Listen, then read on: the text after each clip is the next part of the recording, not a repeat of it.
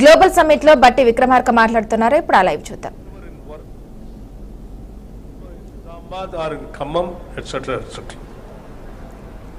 So friends,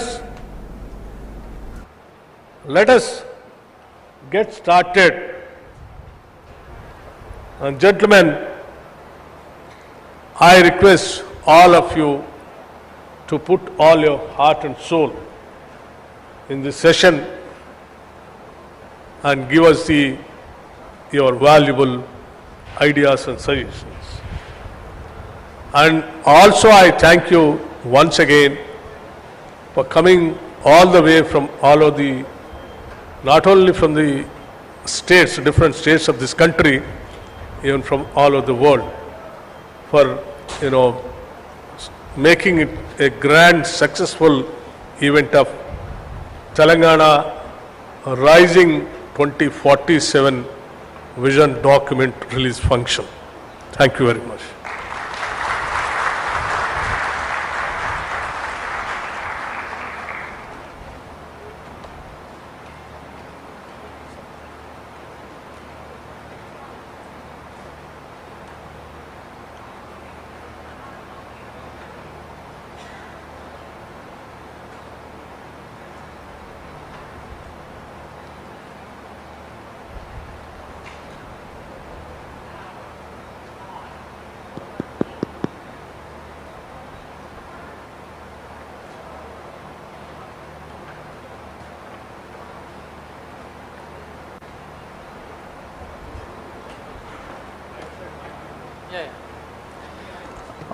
All right. Thanks a lot, sir, for your speech. It was very illuminating and set the context rightly, that how does deep tech not just stay inside and solve real problems. So now I will kind of ask questions to all the panelists, but let me just be a bit elaborate on what the context of the whole thing was.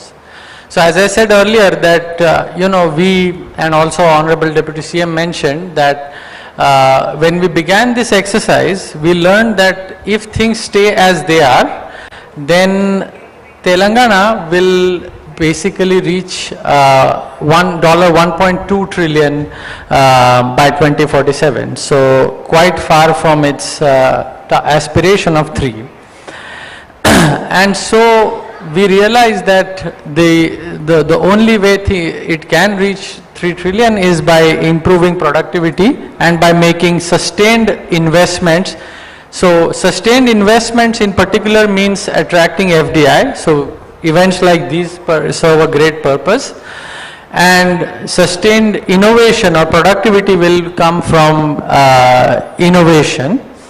So we have outlined a series of initiatives to foster innovation. One of them is called the Telangana Scientific Return Program, where what we are proposing is that Telangana offers outsized rewards, that is strong monetary rewards to superstar scientists. So scientists who are leading in, say, AI, computer vision, quantum computing, all of these fields, which are the fields for the future, we give them steep rewards and lure them back to Telangana.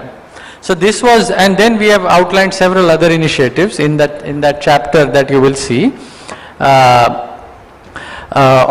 in the Telangana vision document.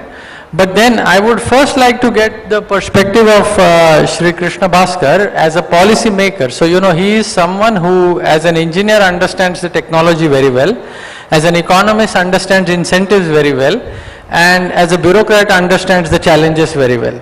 So I thought I would begin by asking him, how does he view the whole exercise, what we have done or attempted to do in proposing how Telangana will become, as sir said, the hub of global or Asia's hub of innovation, what he sees as the practical challenges and what he sees as the not just challenges but opportunities. Over to you. Thanks, Aditya.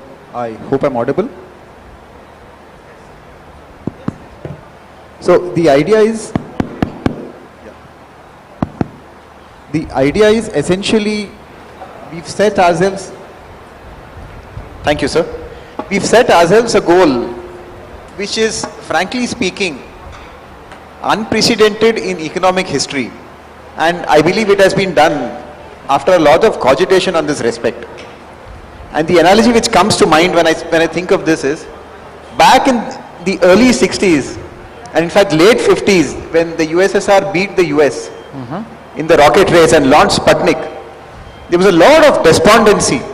That very term, which is very, I think it's best translated in the Urdu term Mayusi, on all of America, that the Soviets had actually beaten us in the space race. There's nothing left for us there.